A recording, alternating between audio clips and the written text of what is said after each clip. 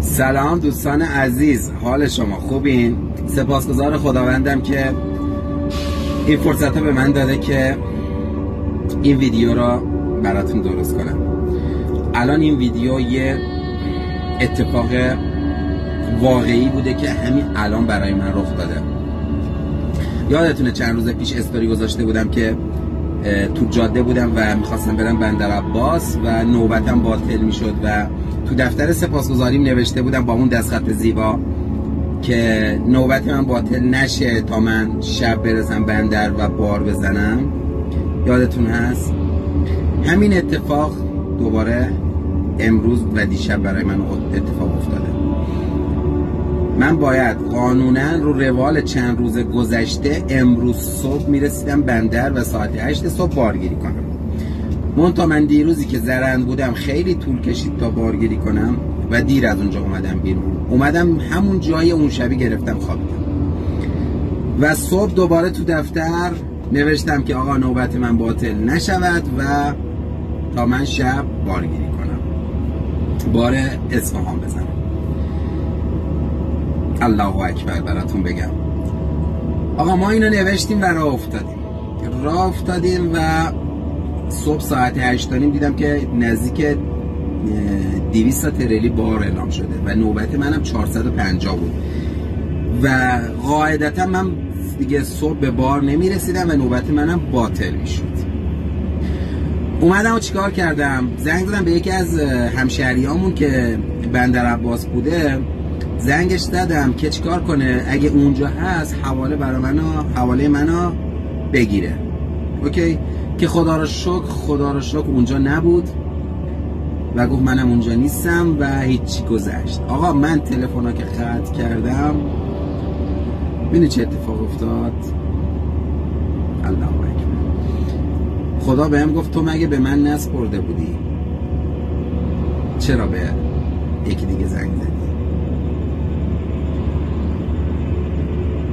همونجا متوجه شدم که من شرک ورزیدم و معذرت خواهی کردم از خداوند. خیلی معذرت خواهی کردم. منی که خودم دارم اینا را صحبت میکنم به دیگران یاد میدم، خودم نها کنید چه شرکی انجام دادم. حضرت رسول میفرماید راهیابی شرک در دل انسان مثل اینه که یک مورچه سیاه در دل شب تاریک روی یک سنگ سیاه راه بره. اصلا میشه اینا متوجه شد؟ ببین چقدر شرک تو دل انسان مخفیه و من که اصلا آشکارا همچین حرفی زدم و از خداوند معذرت خواهی میکنم. اما اینا همش درسه. میدونی چیه؟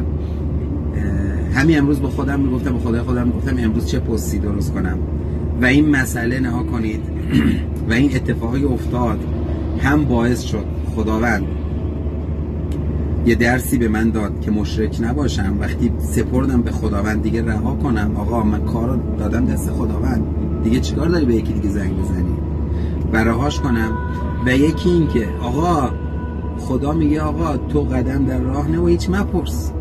آقا ما قدم در راه گذاشتیم، شروع هم کردیم، هر روزم داریم یه پست میذاریم.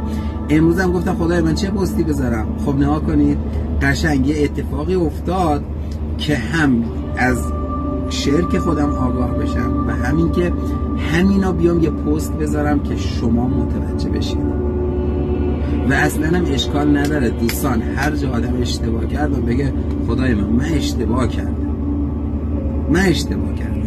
تو خدایی کن منو ببخش، خدایا منو ببخش. و خدا میبخشه. اینقدر خدا لذت، الان خدا اینقدر لذت میبره وقتی ما داریم اینجوری صحبت میکنیم. وقتی من یه اشتباهی کردم میگم خدا اشتباه کردم. و جالبش اینه بدونید، همین امروز صبحی که این همه بار اعلام شده بود من باطل نشدم. چرا؟ خدا گفت آقا تو دادی دست من دیگه، من که کار اشتباه نمی‌کنم. ما اندازه ذهن خودمون فکر می‌کردیم که آقا قاعدتا حتی به اون دوستم هم که زنگ زدم گفت آره تو که صبح باطل میشی دیگه، هیچ دیگه بالت خالی کن و برگرد برو یه جا دیگه بار بزن. اما وقتی اتفاق افتاد دوباره بهش زنگ زدم و دوباره زنگ زدم و همین حرفا رو بهش گفتم منی که همچین رفتاری میکنم، همچین صحبتایی میکنم، این کارو کردم و اشتباه کردم، به شما زنگ زدم و معذرت خواهی هم کردم و خدا را شکر میکنم که آگاهم و منو آگاه کرده در این مسائل که هر جام اشتباه کنم قشنگ میاد اینجوری گوشمو میگیره میچلونه. خدایا دمت گرم، خدایا دمت گرم، عاشقتم. ببین چه خدایی داریم، الله اکبر. قشنگ میاد بهمون میگه کجای کارمون مشکل داره، کجا چی کار باید بکنی و کجا باید چه رفتاری رو انجام بدیم. دوستان این اتفاقات برای همه ما دائم داره میفته و خداوند توی قرآن میفرماید من فقط یک گناه را نمیبخشم، یه دونه گناه است تو قرآن که بخشیده نمیشه، اونم شرک به خداوند.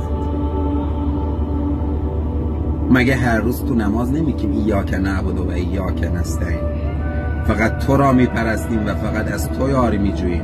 دیگه حاج اسماعیل زنگ زدنت بین اون برای چیه اگه فقط تو را میپرستیم و فقط از تو یاری میجوییم؟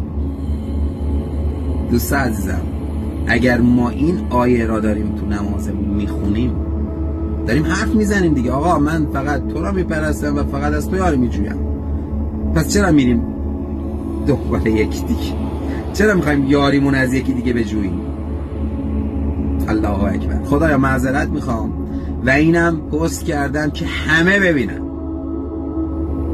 من امروز مشرک بودم. خدایا توبه. دوستتون دارم، سپاسگزارم از شما که وقت میذارید و منو دنبال میکنید. دوستتون دارم.